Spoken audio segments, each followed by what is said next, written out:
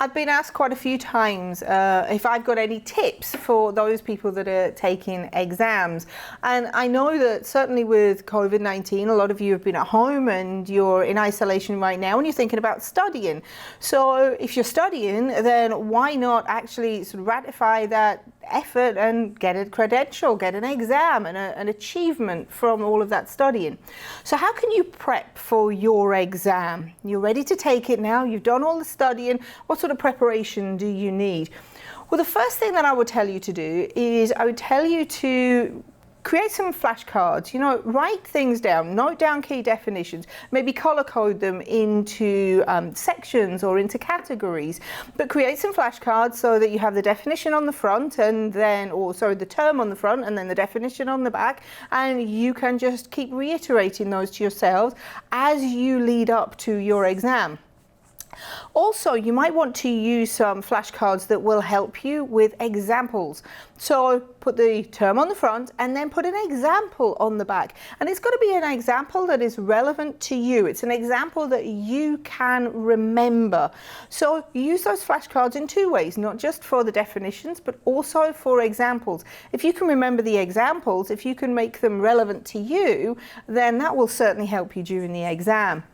My next tip is to try and download whatever sample papers you can get hold of. Now, you might be able to get them from the examining board or from the author of the subject, but get hold of sample papers and test questions and take as many of them as you can. They will prepare you for whatever may be coming in the actual exam itself.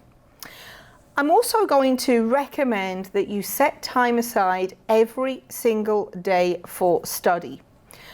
Nothing less than 30 minutes, because you're not going to learn much in 30 minutes. So 30 minutes or more, but a rigid time every single day as you lead up to your exam. So maybe over a month or maybe even 2 months, set aside about 3/4 of an hour to an hour, maybe not more than that, because there's only so much you can absorb as well as do your day-to-day work. So set aside some time every single day where you can study, and make sure that you turn off your cell phone, that you move away from your emails, you're away from Slack or Teams or anything like that, and concentrate only on your study. My next tip is to study one topic at a time. Now, I'm going to hold my hands up on this one, because I can tell you that I am the world's worst for trying to multitask and for trying to study more than one thing. I've even taken 2 exams in one day, and I can tell you now that the results that I got were not exactly the greatest results. You're going to do better if you can study for one test at a time. So do one thing, one subject, pass that subject, be successful in it, and then move on to the next. You're going to achieve a much higher grade in the exam, and you're going to feel much more satisfied with that result as well. So one topic at a time.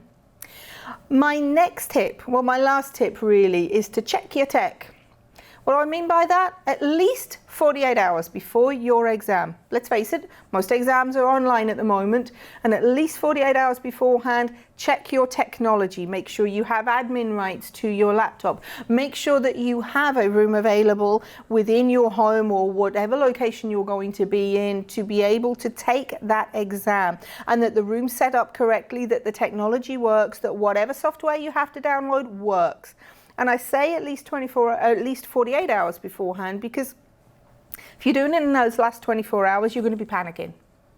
And I don't want you to do that. I want you to be relaxed and prepared when it comes to your actual exam time. So check your tech at least 48 hours beforehand.